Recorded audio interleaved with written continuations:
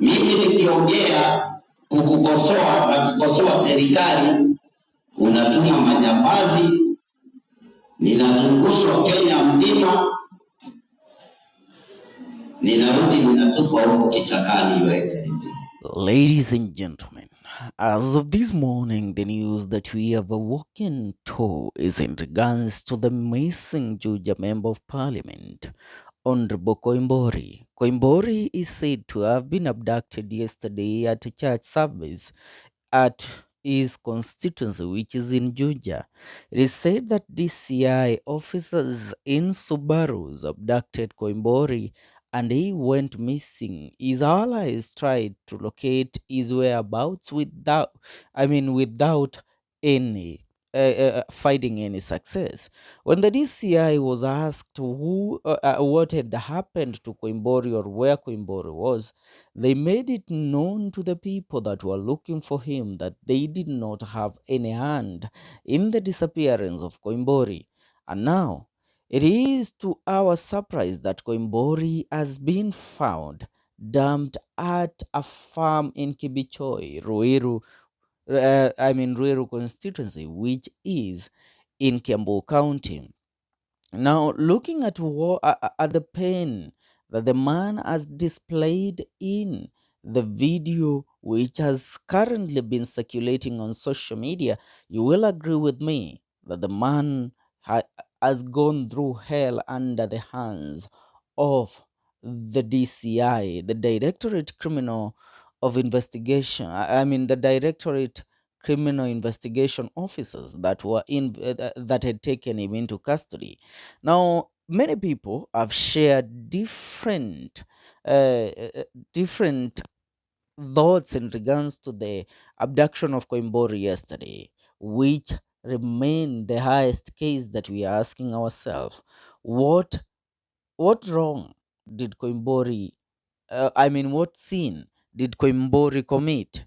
What did he do wrong that he deserved to be abducted and tortured the way he has been tortured? Looking at a comment that has been made by one blogger, Mavrika Oko, she says, if they can do this to a sitting MP like Koimburi, wewe ni nani?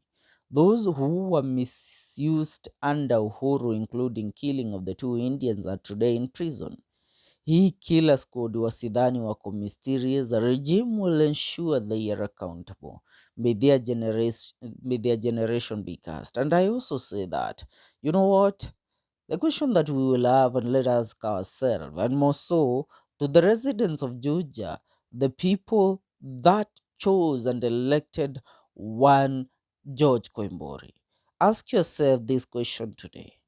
The regime of President William Ruto, if it can capture a DCI a member of parliament, if a member of parliament can be abducted, tortured to a point that they even don't know themselves, you can see the anguish and the pain that that Koimburi has displayed in the said clip that has been circulating on social media.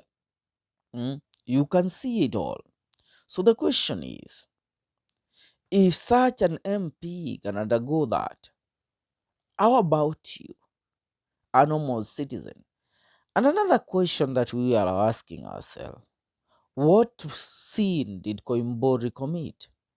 What sin did Koimburi commit to a point of being injured to the point that he has been injured? Now, the Juja MP Koimburi was found injured and abandoned at Jacaranda Coffee Plantation in the Kibichoi area of Ruiru just hours after being abducted by unknown individuals from a church in Mogoda. He was abducted yesterday. Remember, even videos of his abduction went viral the other day. And the question that we have been asking ourselves, why? What sin did he commit? Now, the man was brutally beaten and left in critical condition. The MP was taken by an ambulance to Karen Hospital, where he is currently receiving treatment. If the DCI cannot condemn these to the, to the best of their ability or knowledge, then we will hold them accountable for this.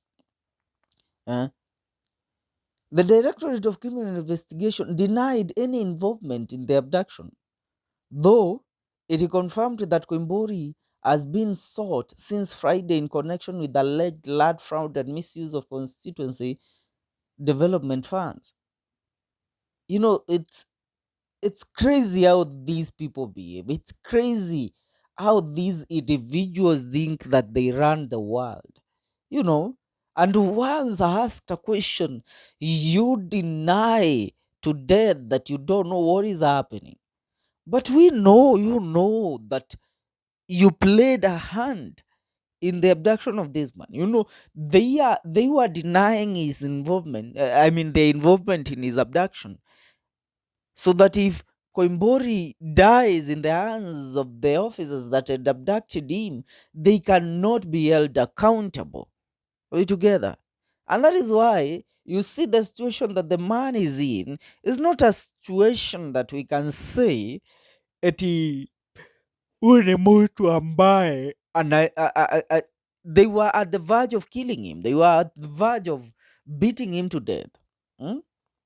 So ndio maana tunasema maafisa wa DCI wanahitaji haswa kutufichulia na kutuambia haswa Koimburi alifanya makosa gani, na upumbavu ya kukataa kuhusika kwao haswa katika utekaji nyara wake ni jambo ambalo hatupaswi kukubaliana nalo. Sisi kama Wakenya tunahitaji kulipinga kwa kiasi kikubwa na kwa uwezo wetu sisi wote tukatae, because we know that they had an hand in the abduction of Koimburi.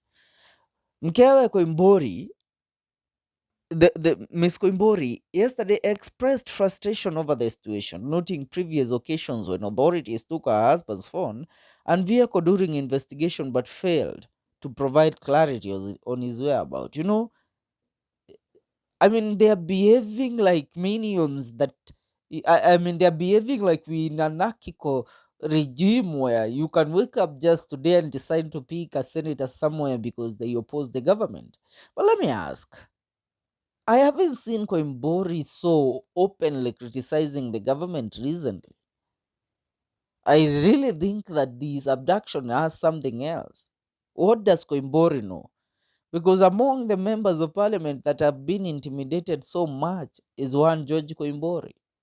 I remember he was abducted some few months ago just for saying that, I mean, for exposing that the government used an amount of 10 billion in the campaign of Raila Amolo Odinga to secure the AU chairmanship seat, which he failed. When they arrested Koimburi, they went ahead to lay claims that Koimburi was involved. I mean, that Koimburi had been involved in fraud and he had forged his education certificates. Hmm?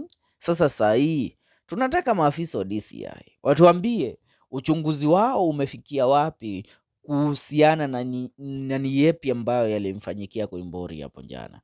Ni hayo kwa sasa, tuungane katika video zetu zijazo. Usisahau kusubscribe. Hii ni The Kenyan Daily Report.